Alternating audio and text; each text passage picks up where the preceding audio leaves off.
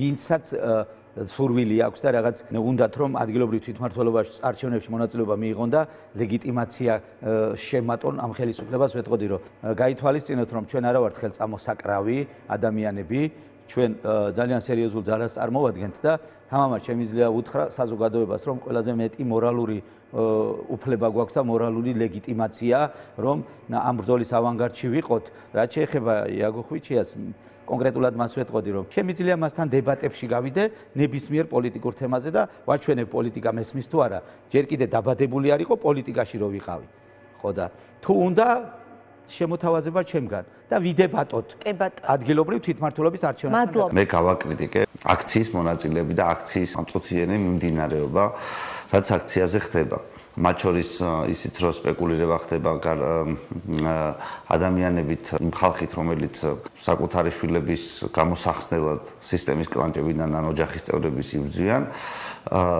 და გამეხმაურა გუშინ ერთ-ერთი პოლიტპატიმრის ოჯახის წევრი მამა და რაღაცნაირად ტევე პირველს შესთავაზა ჩვენი დებატები დაეორგანიზებია და ადამიანმა გამოთქვა მოსაზრება რომ ჩვენთან იდებატოს. მე მინდა რომ ავუხსნა ამ ოჯახის წევრებსაც რომ მათ ისინი არიან სიცრუის მსხვერპლები იმ გაგებით რომ რასაც მედია საშუალებები ახლა მათ ეუბნებათ ეს არის უბრალოდ უნამუსობა როგორც ამ ადამიანებს ექცევიან იქიდან გამომდინარე რომ ახლა როგორც აი მაგალითად პოლიტიკოსებს ამ ადამიანების სიტყვით ლანძღავენ რომ ეს შენ ღებულობ მონაწილეობას არჩევნებში აი ამას არ უნდა შე რომ მიიღო მონაწილეობა შენ ამ კაც პატივს არ სცემ ანუ აი დაახლოებით ხო ეს ნარატივია რომელიც გავრცელებული ახლა მედია ქართულ მედიაში რომელსაც ვიღაცას იმიტომ ყვება რომ არ შეუძლია მას წინააღმდეგობის გაწევა ვიღაცა იმიტომ ყვება რომ ოჯახის წევრია დაპატიმრებული და ყველაფერი უნდა გააკეთოს მას გათავისუფლებლად მაგრამ ჩემი წარმოდგენით ასე ბრძოლას გათავისუფლებისთვის ვიღაცის გათავისუფლებისთვის საერთოდ რო არაფერი არ გააკეთო ის ჯობია ხო რომ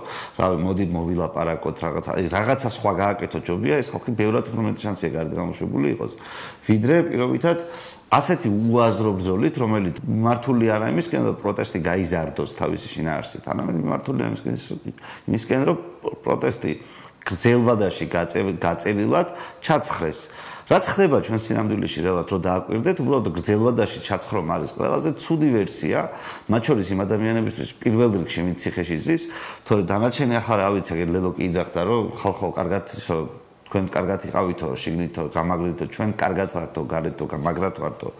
და თქვენც ესე იყავითო, ამას კი გეტყვიან გარედან პოლიტიკოსები, მაგრამ შენ რო ციხეში ზიხარ და გარეთ ვიღაც გქონდა, მე მაგრად ვარო, ეს მე მგონი არაფერ შუაში არ არის. ამ ხალხს ატყუებენ, ასევე ატყუებენ იმ ხალხს, ვინც ციხეში ზის და რაღაცნაირად საზოგადოებამ უნდა იცოდეს სიმართლე, პირობითად მართლა რა არის გასაკეთებელი და მართლა როგორ უნდა მოგვარდეს ეს პრობლემა, იმიტომ რომ განსხვავებით ჩემი კოლეგებისგან, მე ვარ ყოფილი ადვოკატი. და ზუსტად ვიცი რა არის პრიორიტეტული. აი ციხეში როზის იმ კაცის თვალით რო შეხედო სამყაროს ნებისმიერი ბრძოლა რაც გარეთ იმართება, ჩემი აზრით პირველ რიგში უნდა მიმდინარეობდეს მათ გასათავისუფლებლად. არა იმისთვის, რომ აი ეს ხალხი გამოიყენო შენი პოლიტიკური ხულების დასაწერად. ამიტომ პირველი რაც უნდა გააკეთო, რა ნაბიჯებია ყველაზე ეფექტური იმისთვის, რომ ეს ხალხი გათავისუფლდეს. მე ამ პრიზმიდან უყურებ ყველაფერს და მე არ მგონია, რომ ზოგადად ისა პარლამენტში რო ყოფილიყო 60 კაცი და ამ ხალხზე იქიდან ეყვირა ყოველ დღე. დაიწყო ბრახუნი სამშაბათობით, აიწყოცები რომ შეგიკრიბებიან და ორ დღეში იშლებიან. ყველა კომიტეტში შესულიყო და ბრახუნი დაეწყოთ რომ გამოუშვით პატიმრები ჩვენ ჩათლახებო.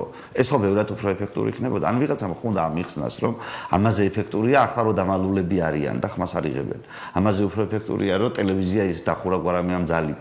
ანუ აი ხო წარმოგიდგენიათ რომ აი ამ კითხვებზე პასუხის გაცემა რო არ უწევთ ჩვენს პოლიტიკოსებს დაზარალებულის ოჯახის წევრებისგან ეს არის პრობლემა ჩვენს ტელევიზიებში მაგალითად ნახავთ ასეთ სიტუაციას განსაკუთრებით ფორმულა და ტევე პირველი გამოირჩევა ამითი ისინი გამოიყვანენ დაზარალებულთა ოჯახის წევრებს და აი ამ ადამიანს ფაქტობრივად ერთხმა პოზიცია გააჩნიათ რომ პოლიტიკურმა პარტიებმა არ უნდა მიიღონ არჩევნებში მონაწილეობა მე ზოგადად არ მესმის საიდან ასეთი კომპეტენცია. ფიზიკურად ეს ხო არ შეიძლება იყოს ადამიანი, რომელსაც კი კარგი შვილი გაზარდა, რომელსაც ესმის, რაღაც სამშობლოს მოყვარულია, რაღაც იბრძვის სამშობლოს გულისთვის და ასე შემდეგ, ეს შეიძლება მას ასევე მშობლოსაც მორალურ უპირატესობას აძლევდეს, მაგრამ საიდან კომპეტენცია იმის შესახებ, რომ როგორ ჯობია პოლიტიკური ბრძოლა.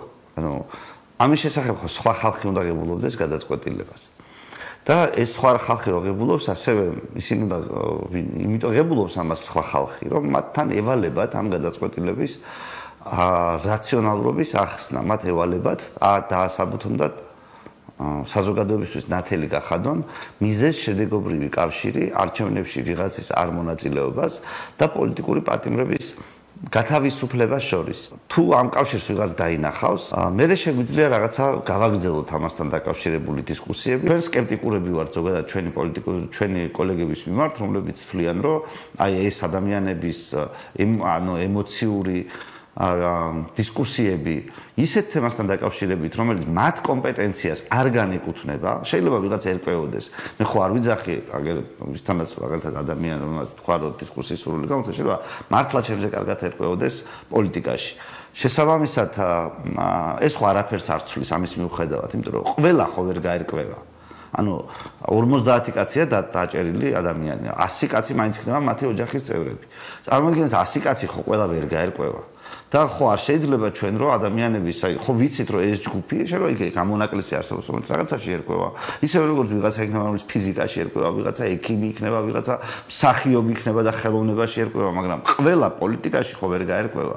ხო არ შეიძლება რომ ეს ამ ადამიანებს გავარჩევინოთ პოლიტიკური საკითხი. შეიძლება მე ერთი ადამიანზე შემეშალა, ერთი ადამიანი შეიძლება ერკვევა კიდეც, კვალიფიციურიც არის, სწორადაც ჟელობს, კი ბატონო, მაგრამ ყველა ხო ვერ იქნება, ამიტომ აი ფორმულის დონეზე ამას ხო არ შეიძლება წვეტდნენ ადამიანები, რომელსაც ფორმულის დონეზე ამის კვალიფიკაცია ვერ ექნებათ. ანუ მათი ემოციურობის, გულწრფელი ემოციის და მორალური უპირატესობის გამოყენება ხდება სხვა პოლიტიკური ძალებისთვის. თან უაზროდ რატომ იცით რომ ახლა რომ ერთმანეთს ავანძღიებენ, აი შენ ბედა არჩევნებში მონაწილეობას ნახე რა ქნა პატიმრის, რა თქვა პატიმრის მამამ. ხო ეს არის ან დედამ, ან ბებიამ, ანუ ხო ეს არის ნარატივი, რომელიც ამ წუთას არის გავრცელებული ჩვენს პოლიტიკურ რეალობაში. ხო და მე პირიქით მგონია რომ ეს არასწორი ნარატივია, ჩვენ ამ ნარატივიდან უნდა გამოვიდეთ, ამ ხალხს თავი უნდა დავანებოთ ამ თვალსაზრისით და პოლიტიკოსებმა პოლიტიკური არგუმენტები ვუთხათ ერთმანეთს და რა ვთქვათ ემოციური არგუმენტებით გავიდეთ ფონს. დაკავებული ადამიანის უკანონო პატიმრის ოჯახის წევრებს უნდა ქონდეთ საშუალება თავიანთი პრეტენზია პირისპირ უთხრა ნებისმიერ პოლიტიკოს, პირველი მე ვიქნები, არანაირი პრობლემა არ გამაჩნია, მზად ვარ მათი პრეტენზიები მოვისმინო, ვუპასუხო ამ პრეტენზიებს.